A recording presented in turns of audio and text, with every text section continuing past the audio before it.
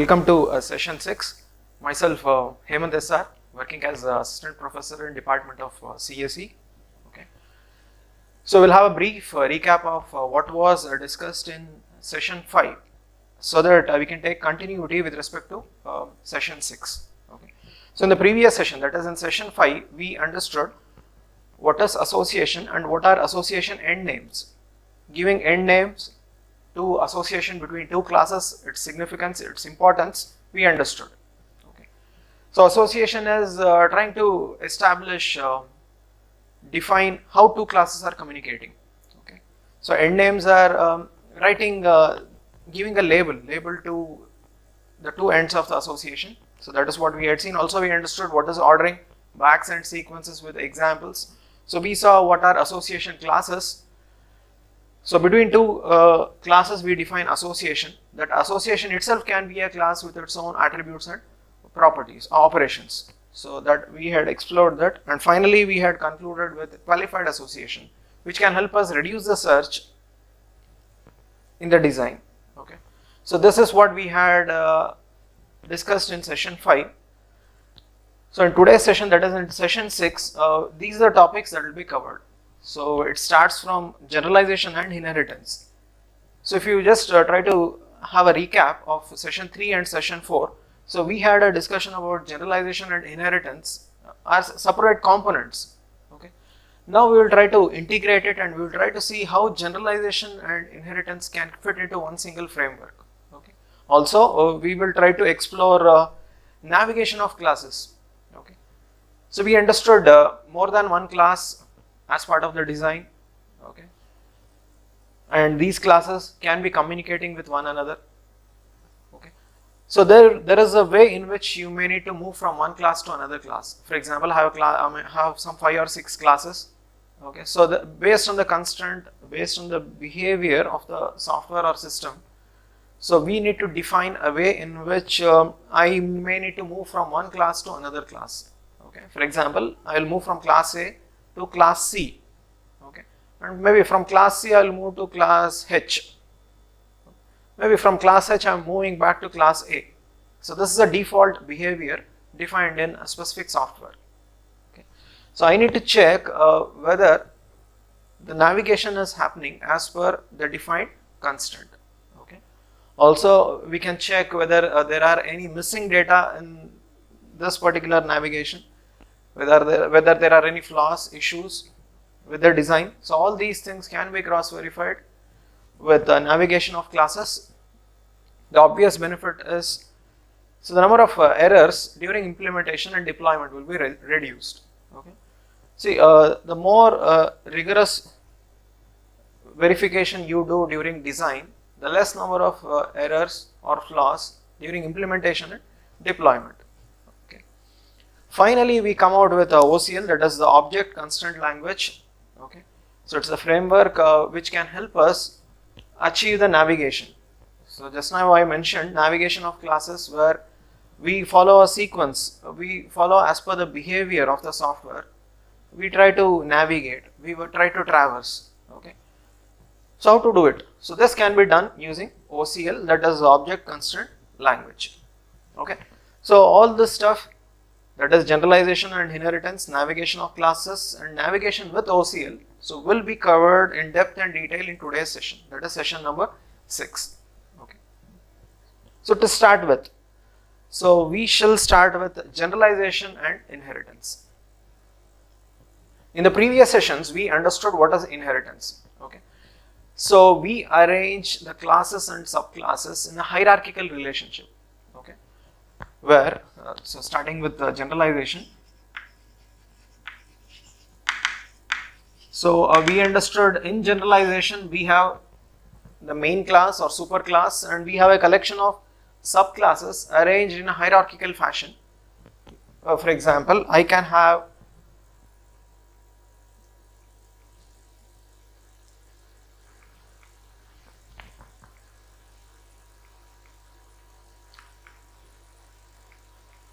okay, so I'll take an example.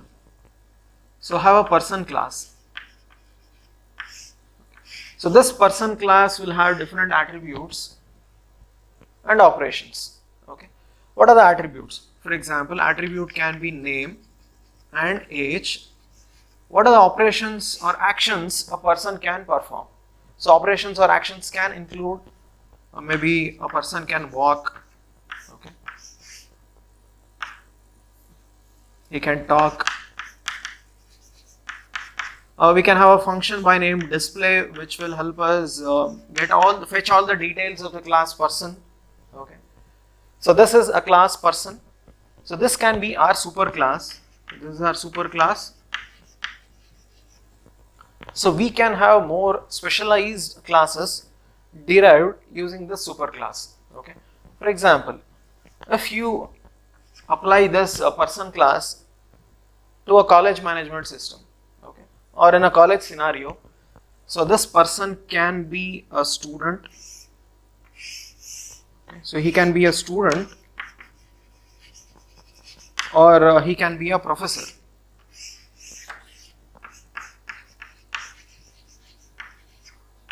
So as you can see, student and professor are specializations of the superclass person. Okay, because both student and professor are human beings; they are all persons. Okay. Now, what a student possesses can be carried from the superclass, that is person. Okay. What a professor has, what characteristics, what operations a professor can perform, can be derived from the person, which is a superclass.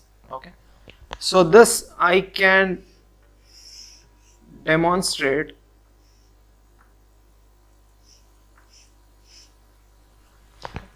so using this relationship.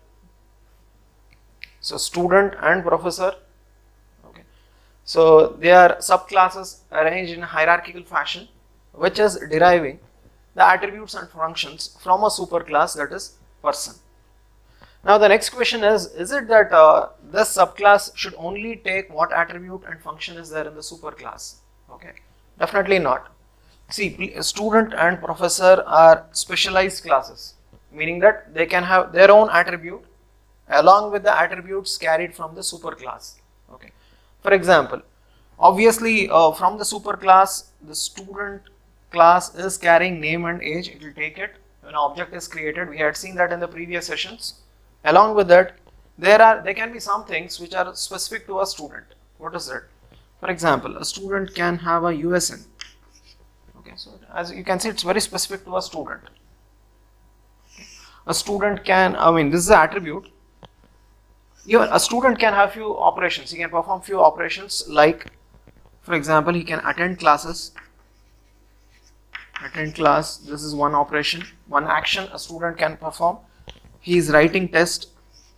Okay, so that is one more action, one more operation a student can perform. Now this was the student part. Now coming to the professor class or a subclass, which is a specialized subclass. Okay, so there can be some things unique to a professor along with the name and age that is being inherited from the superclass. See, please note this relation, this halo triangle that you are seeing here is indicating the inheritance relationship. Okay. So professor subclass will take the attributes in the superclass person, that is, it is taking name and age. Along with that, there can be some things which are common, which are specific to professor subclass. What may be that? So it may be employee ID. So employee ID.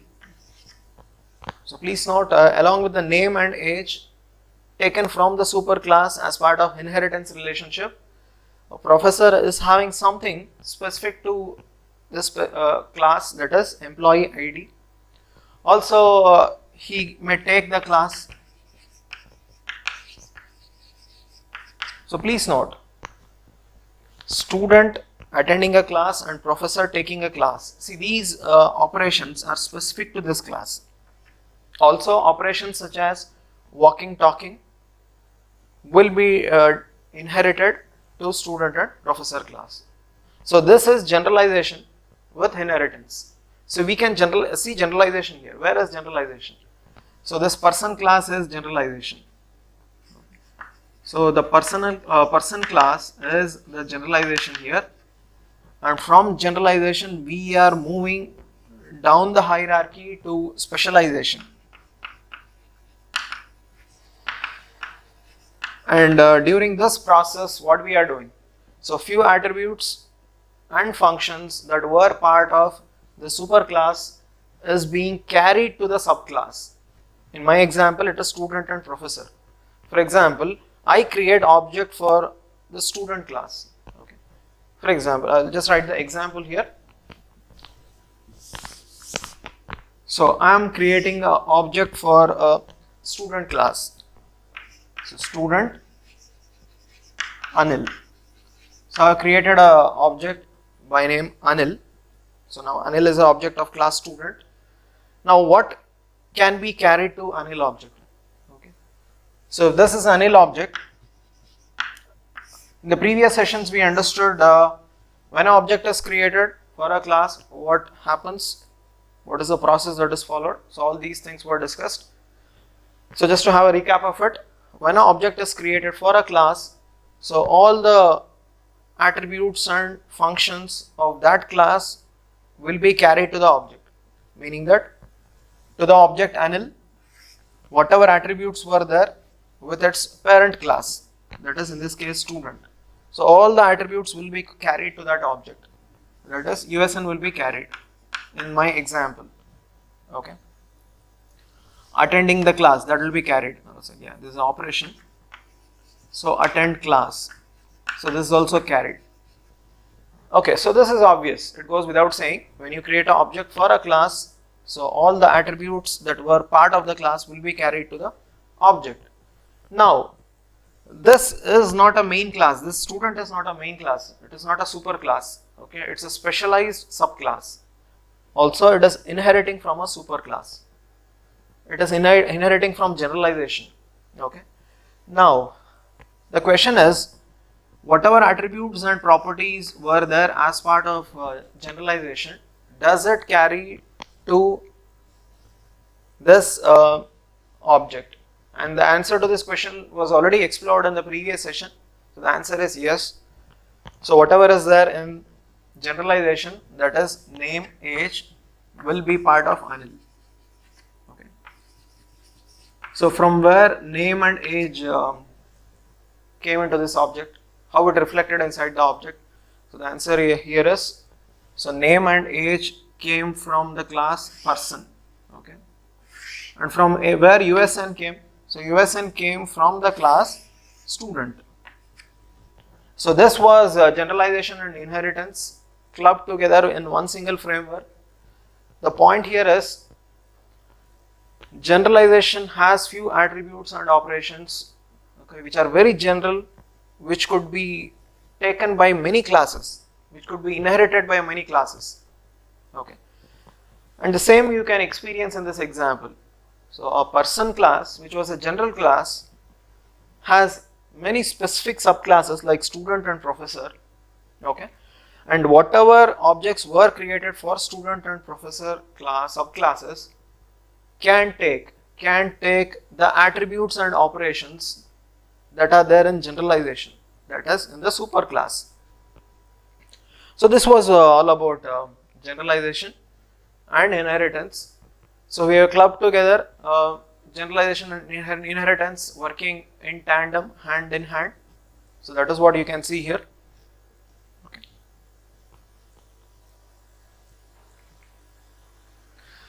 So the next topic is navigation of classes.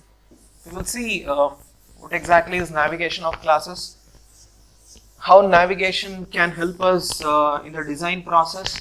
Also, what are few things we need to be careful when we are navigating, so that we do not create any issues with the design of the software. So all these things will be covered. So the next topic under discussion is the second one, the navigation. So navigation of classes.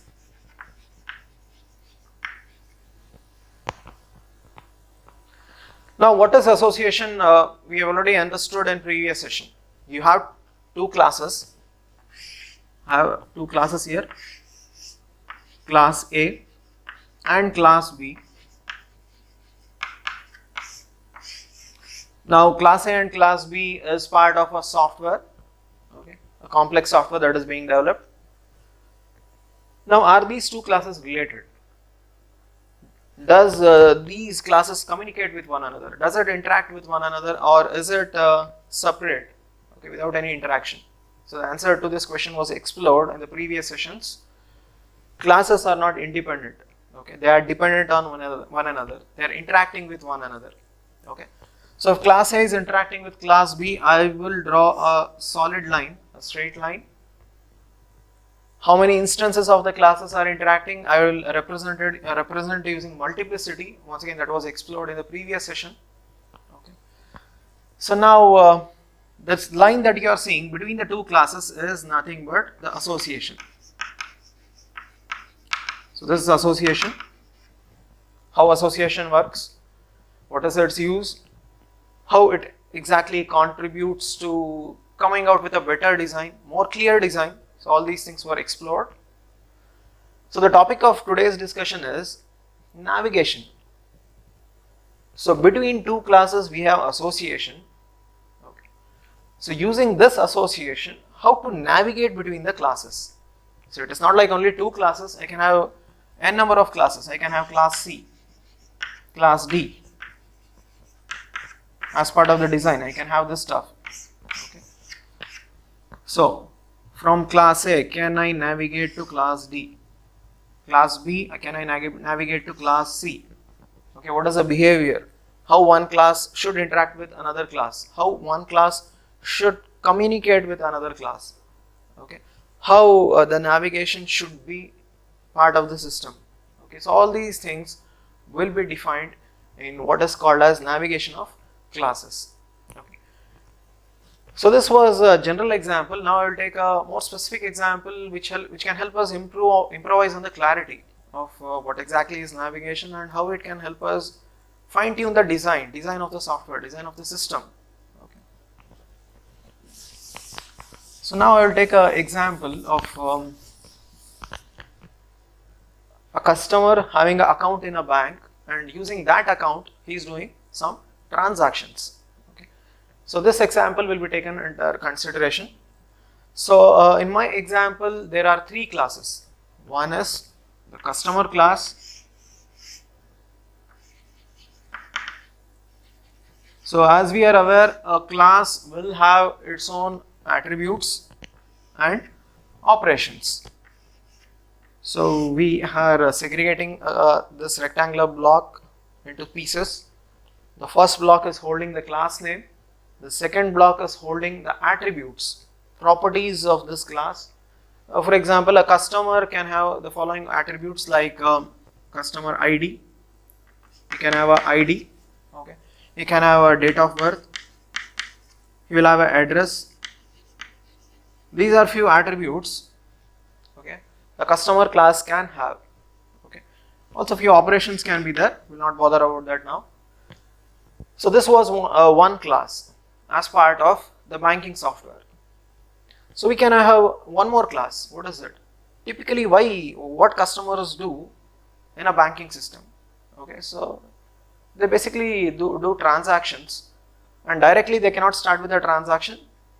The basic thing here is they need to open an account, meaning that you need to have an account class. So we should have an account class here. So account class will have its own attributes, properties like account number. Okay. So there can be few operations. Once again, we will not bother about operations now. Okay. So a customer with an account. Okay. What he will be doing with that? Okay. A customer has opened an account in a bank. Now, what will be the next thing? What will be the basic thing that he will be doing with his account? So the thing is, he will be performing transactions. Okay. Maybe he may deposit 500 rupees into his account. He may transfer 1000 rupees from his account to a different account. Okay. He may opt for loan. He may pay the EMIs. Okay. So for conducting all this, he can have one more class. So we need one more class to support all this stuff, that is the transaction class. So transaction, once again with its own, a transaction can have its own unique ID, the date during which the transaction was done and other stuff. Okay. So in this example of a banking software, we can see three classes have been taken into consideration depending on the basic requirement of the software. Okay, so a banking software will have a customer as a stakeholder. So customer cannot directly start operating his, he cannot directly start doing the transactions. He need to have an account, and once done with the account, he can initiate the transactions. Okay. Now we will try to establish association. So this was already discussed in the previous session. Two classes can be related in some way. Now how? Now the first question here is, do you think the customer class is related with the account class?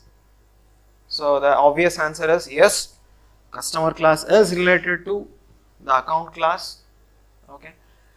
Now, do we have multiplicity here? Yes, definitely.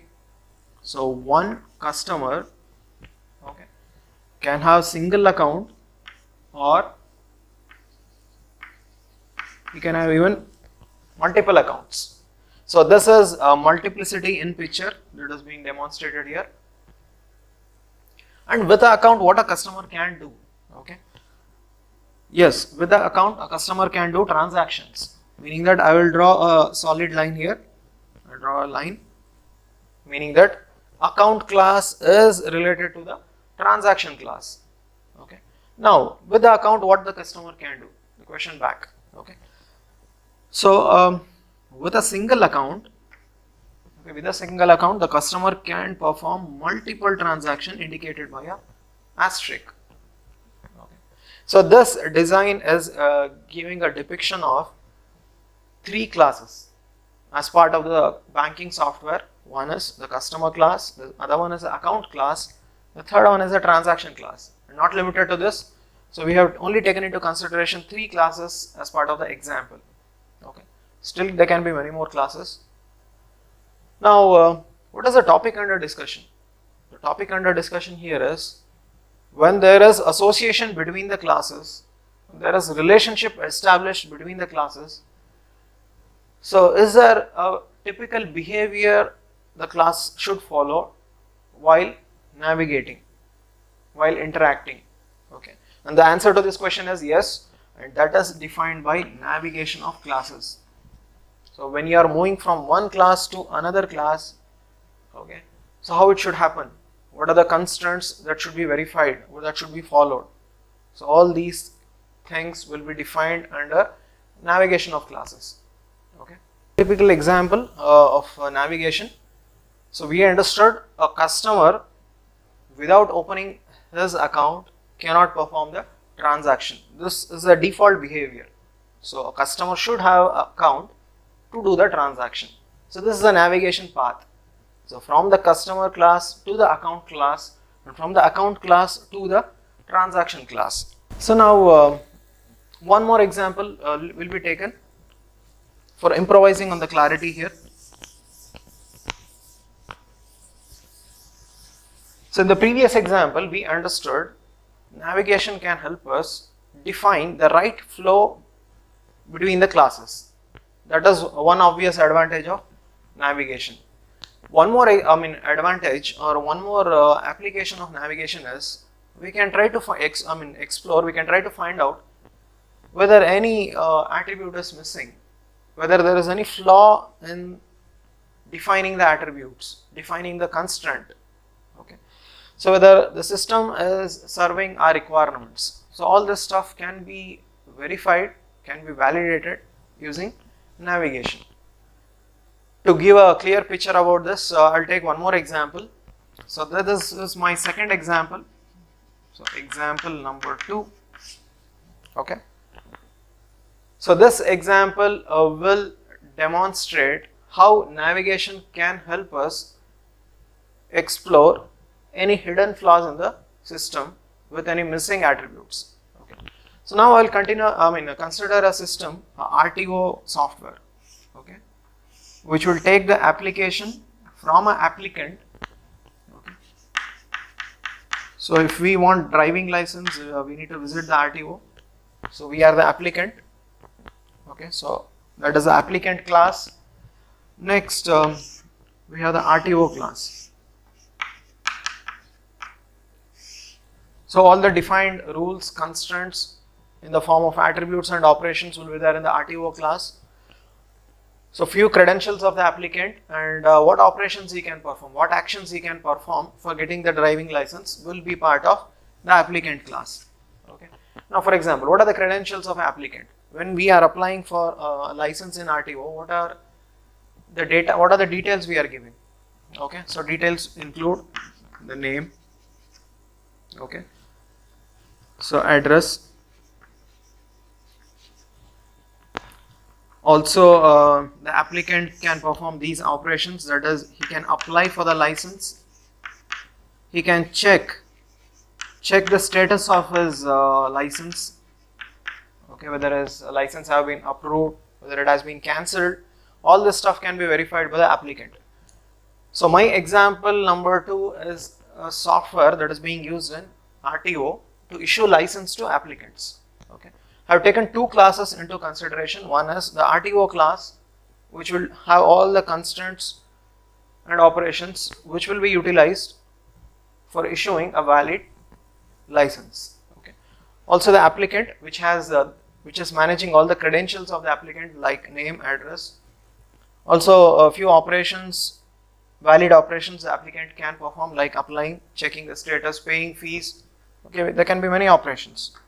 Okay, so these are 2 classes. Obviously applicant and RTO class will be related, so represented by a solid line, and one RTO and many applicants, meaning that more than one applicant may be applying for a license in one single RTO. Usually one city will have one single or RTO, or maybe maximum 2 RTOs, that's it. Okay, so in this case we are considering only one RTO. Now this is the design of the system. This is the class model of the system, indicating an association between the 2 classes. Okay, now there is a constraint in RTO that if a license needs to be issued, the age of the applicant, so the age of the applicant should be greater than 18 years. This is the constraint. Okay, we are aware of it. So license will not be issued to applicants who are less than 18 years. Now the question here is, can we verify this in this design, in this representation that is there on the board? Okay, so can we do it? Can we incorporate this constraint? Okay, if yes, well and good. If not, where is the flaw? Okay, so where is that issue that needs to be addressed? So this can be found using what is called as navigation. Okay, so how exactly it is done, how it can be done? Okay, so we will start with the RTO class. So the RTO class, okay, so the RTO class, as already mentioned, has a constraint, so that is age greater than or equal to 18, meaning that an applicant who is applying for a license should have his age greater than or equal to 18. Okay, now how the RTO class can verify it? So where are the credentials, where is the data for the RTO class to ensure that the age of applicant is greater than 18 years. Okay. For example, now we will assume Anil is the applicant, Anil object. Okay. Now RTO class should verify the age of Anil to be greater than 18. If yes, then only issue the license. If not, cancel it, irrespective of whether he has paid the fees or whether he has submitted all the documents. Okay, so that does not, that will not be taken into consideration. This is a basic constraint. Okay, so now the RTO class should navigate to the data of the applicant. Where is the data of the applicant? Where are the credentials of the applicant? So credentials of the applicant is found in this class, the applicant class. So now the RTO class should navigate, go to the applicant class, okay, and somehow it should find whether the age of the applicant is greater than 18. Now, do we have that data here? Do we have the data of the age of the applicant in this design? So a simple analysis demonstrates there is no data here. So we do not have the age of the applicant. It is not there as part of the system, as part of the class model. Okay. Neither we have the date of birth. Okay. At least if we had any of this, at least age or date of birth, we could have computed it. But neither of it is available, meaning that there is a flaw in this design. Okay.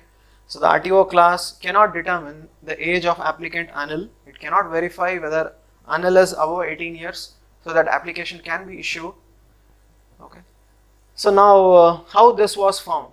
So this was found by using a mechanism called as navigation. Okay. So the RTO class, the RTO object, navigated to the applicant object. The reason is the RTO object can get the credentials, can get the data from the applicant object. So it navigated here. That is a behavior. Okay. And during navigation, it found out some data is missing, some attributes are missing, which are very crucial, okay, for the system to function. Okay. So missing data could be found with navigation. Now, what if date of birth was available? We will assume date of birth is available. Now, can the RTO class compute the age? Yes, definitely. So it will take the date of birth. Okay. So current date, meaning the today's date, minus DOB, that is date of birth, will give the, that is age. It can compute, meaning that some data should be available using the using which the required data can be derived at least, if not direct. For example, age of Anil equal to 21 years. If that is not there, at least if his date of birth is available, it can be derived through this operation. Okay. So all these things can be found by what is called as navigation of classes. So we understood what is navigation. Prior to navigation, we were clear that two or more classes can be associated. Okay. And in a system, we can have hundreds of classes.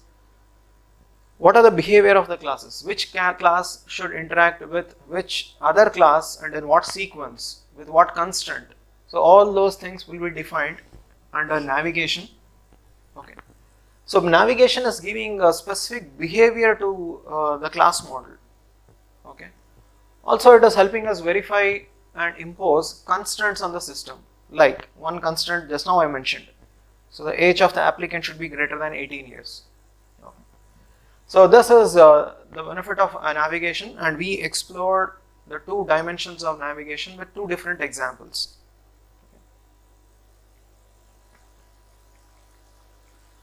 So that was the second topic. First we covered what is generalization and inheritance. Second one was navigation of classes. So before going to OCL, we will take up what are the benefits of generalization. Okay, what are the benefits of inheritance?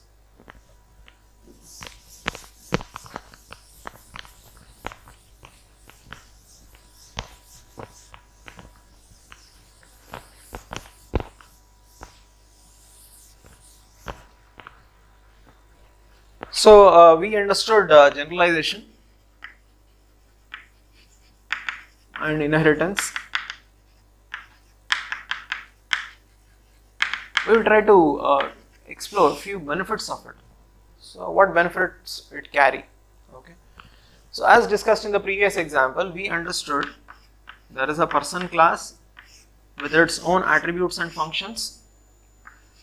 If you remember, I had written a display function with a person class. Okay. So as already discussed, this person is a super class, and we can have specialized subclasses like student, and professor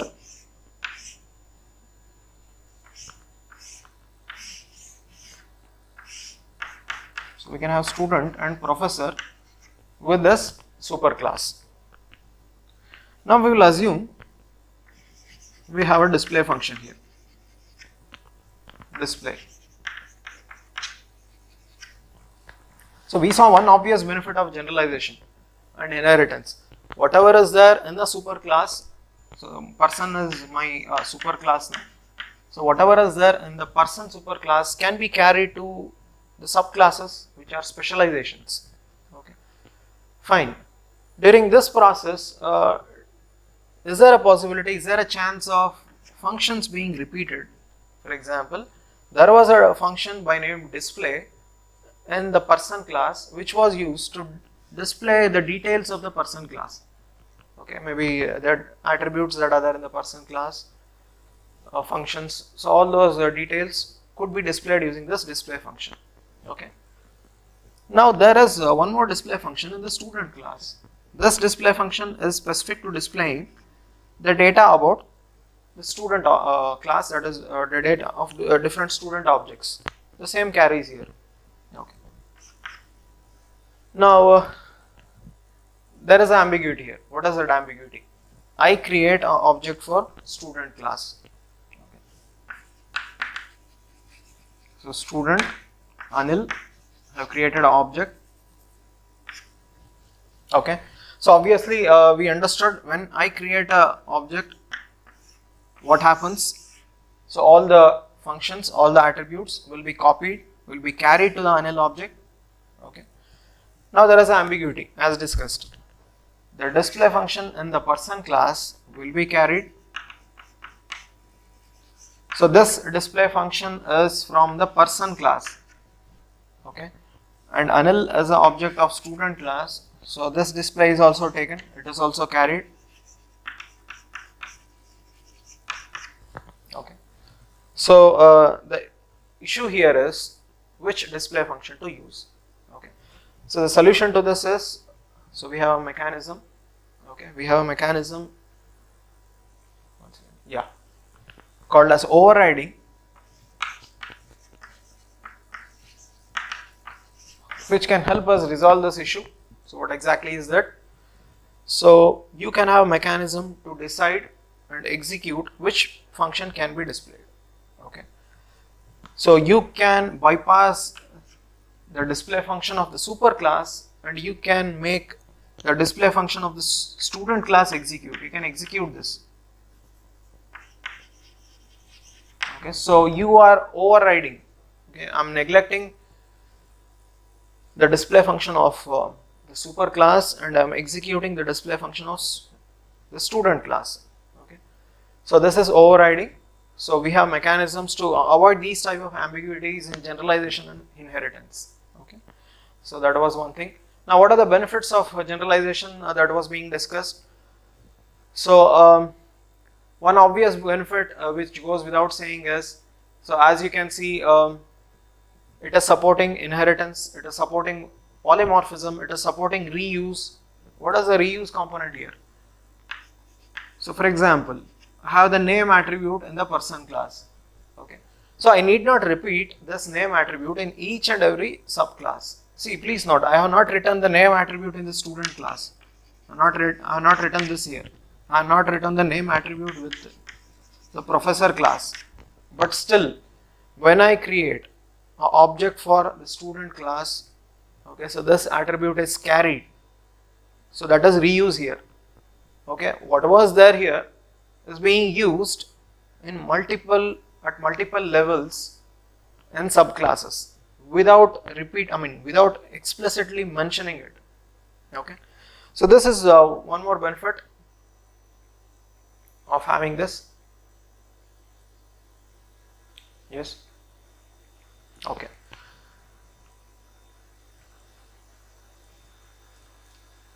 So the next topic is traversing or navigating with OCL. Okay.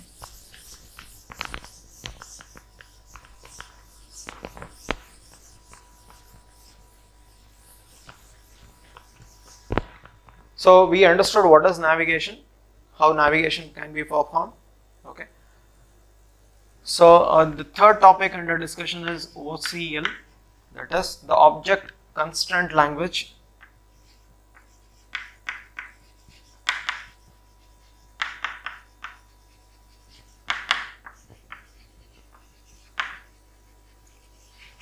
Object Constraint Language. Now what exactly it is, why it is needed, we'll try to explore. Okay. So in the previous discussion we saw what is navigation. Okay. Now for performing the navigation we need a framework. Okay. And that framework is defined by the OCL. Okay. It's a construct which defines how to do the navigation. Okay. So it is giving us more clarity about how exactly you can do the navigation when you have multiple objects, multiple classes. Okay. It gives us a method for doing it. Okay. So navigation was maybe a general term where we understood you can move from one class to another class, how you need to move, what constants you need to follow while you are moving or navigating, in what order you should move, from where you need to move. All those things were defined in navigation. Okay. A more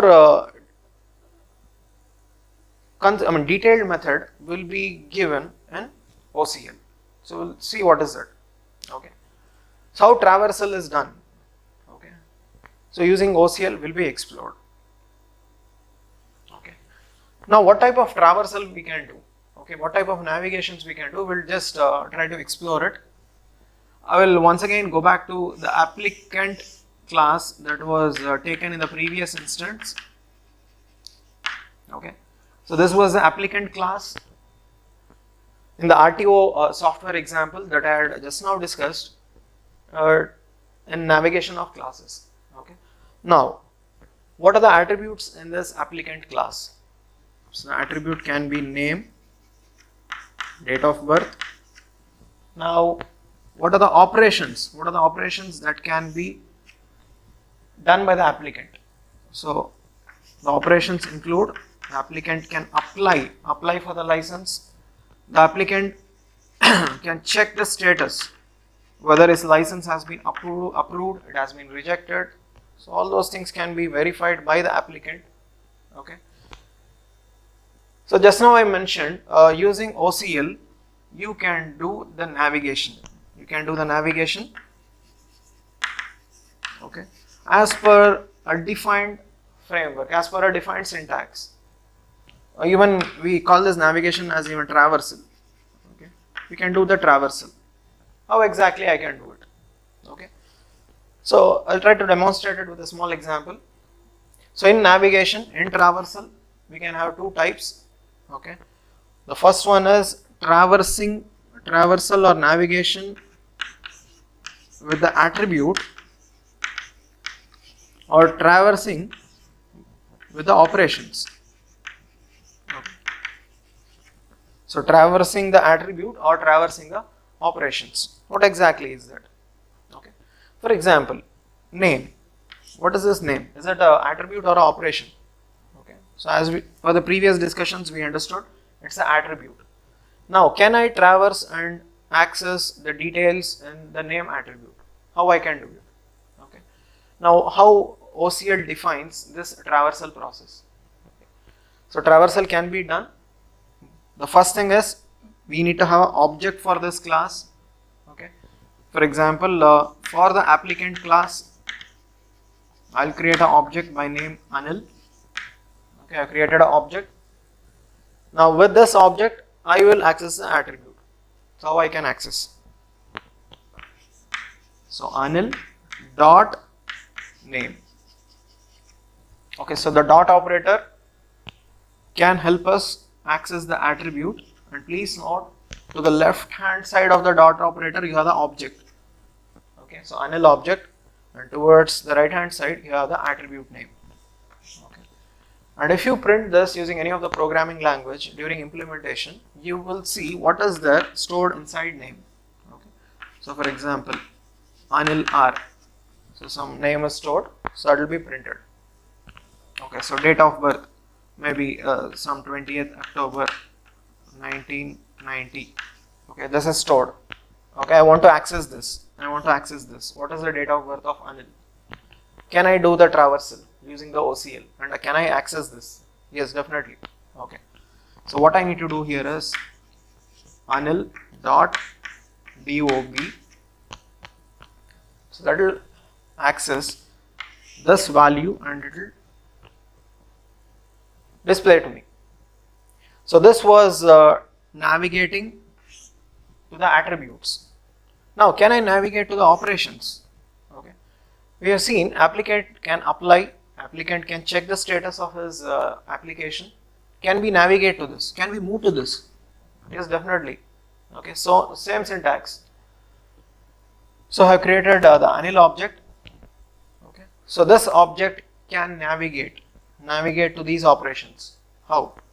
Okay, so Anil, which is the object of the class applicant, dot apply. So Anil, which is the object of class applicant, dot check status. So this operation can execute the apply and check status operation, and we can get to see the results of the execution of these operations, and the results can be, in this case it is Anil being able to apply for the license, and in this case Anil being able to see whether his application is approved or rejected, and or in what state or in what stage it is. Okay. So this was traversal to different attributes and operations in a class using OCL. Okay. Now what is the syntax we have used here? The syntax is object name dot attribute name or operation name. Now when you are using a dot, see, please note, a dot will be used if there is only one object. What if you are traversing or navigating across multiple objects? Can we do with the same? Can we use the same dot and navigate? So the answer to this question is no. Okay, so if you are traversing multiple objects, if you are traversing multiple classes, then you cannot do with a single dot. You need to use a different notation, and that notation is arrow marked. So I will demonstrate it through an example. Okay. So I'll use an example to demonstrate it.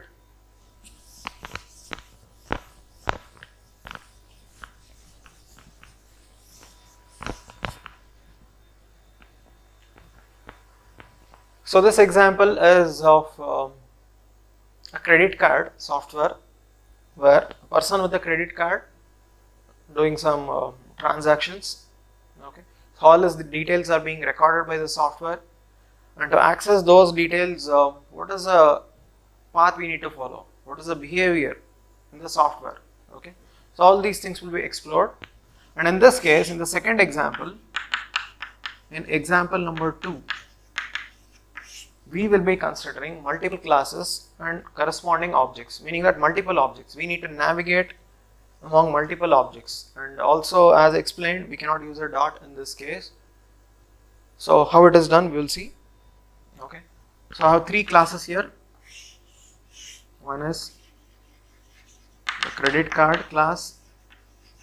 So this is my credit card class. Okay, so this is a statement of the credit card. One more class. See, a person may be using the credit card for maybe 1 week, 6 months, 1 year, 2 years. Okay, so all his previous history will be recorded in the form of statements. Okay, okay, and on a day, he may have done many transactions. Maybe 10 o'clock he has visited a restaurant and he had a breakfast, and he has paid his bill through a credit card. 11 o'clock he has visited a shopping mall and he has bought some items. He has done the payment. So each and every action, buying that he is doing, will be part of the transaction. Okay, so we need one more class here called as the transaction class. So the transaction class,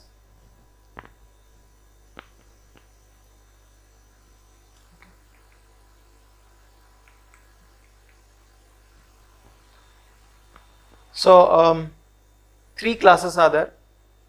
Okay. So if I want to get to know what are the transactions done by a particular customer, so what is the path I need to take? How I need to traverse? Okay. So from the credit card, I need to go to the statement. Okay. From the statement, I need to get into that specific transaction. So this is the path I need to take. But what if I want to know the transaction done by the customer on a specific day, on a specific time, or in a specific duration, maybe from morning 10 o'clock to afternoon 1 p.m. What is the transaction he has done on that specific day? Okay, so how I can do it? So if you use this design, you will get all the statements of the customer.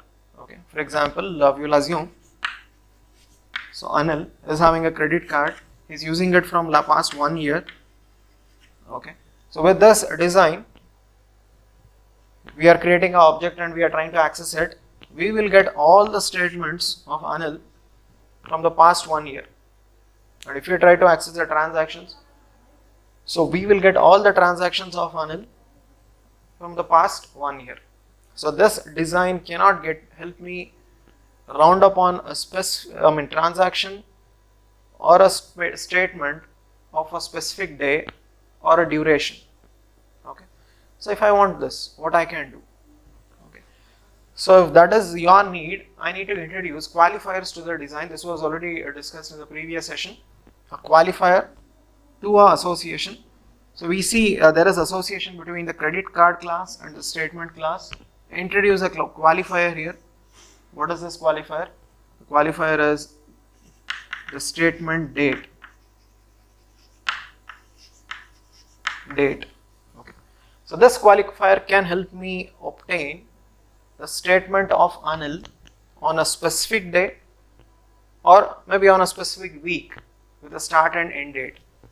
We can obtain the statements from the bulk of statements that is being accumulated for a period of 1 year.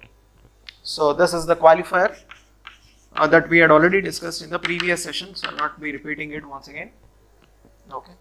So from the statement, I am going to transaction. For example, I am interested in statement of a transaction that was done on maybe 20th October 2019. Okay, 20th October 2019. Okay, so from 10 a.m. okay to 12 p.m. what were the transactions done by Anil? I'm only interested in this.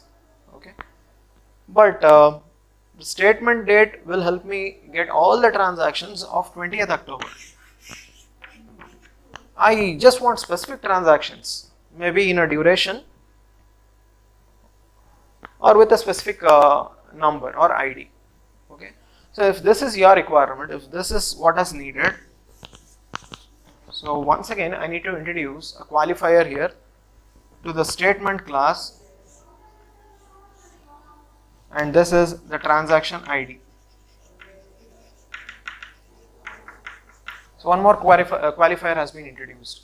Okay, so this transaction ID, this qualifier can help me narrow down my search to specific transactions.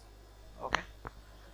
Now getting back to the discussion, this example was taken to indicate how OCL can be used to represent interaction between or navigation between multiple objects. Okay. So now I want to know the transaction of Anil on a specific day.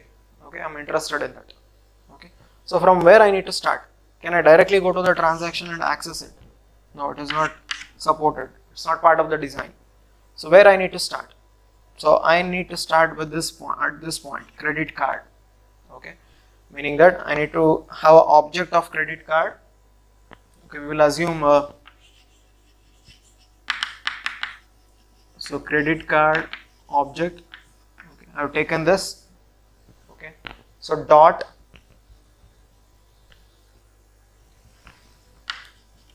please note I am navigating between multiple objects. Okay, so credit card object dot Next, the statement.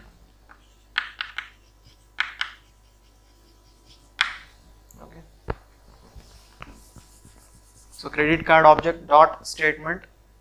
From credit card I came to the statement class. From statement I need to move to the transaction. Okay.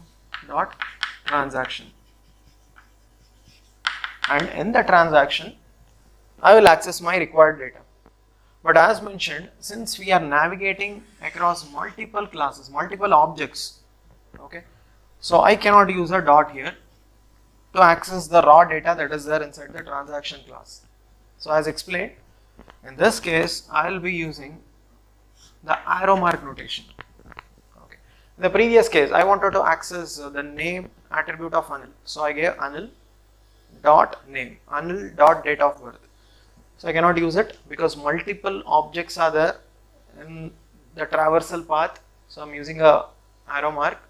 Okay. So here, so once again many transactions are there. So I can use a select keyword, and using the select keyword, so I can give a specific transaction ID, or I can give a range of transaction IDs within which the data needs to be accessed. Okay. So this is OCL, which is helping us navigate across multiple classes, okay, in a class model.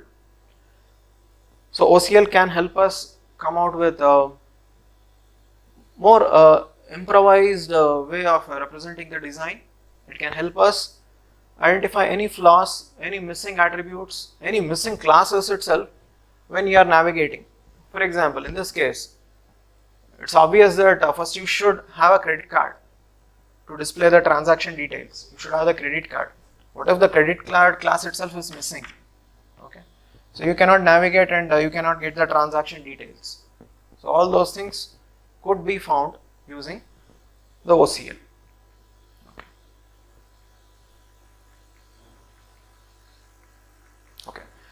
So this was for today's session. In this session we understood generalization and inheritance put into a single framework. So generalization and inheritance were discussed in previous sessions, but here we are trying to explore how generalization and inheritance can fit into one single framework and how they can benefit the design of the system. Okay. Also we understood how navigation between the classes can help us identify and define the behavior of the complete software or a system. Also, it can help us identify any missing attributes, missing actions, missing path, missing link between different classes. Finally, we concluded our session with OCL, which is a framework for navigation. Okay, so OCL has more specific syntax for doing the navigation between the classes, between the objects. Okay, so we had utilized an example to understand how exactly it can be done. Okay, so in the next session we'll try to explore OCL with much more detailing, with more examples. So thank you.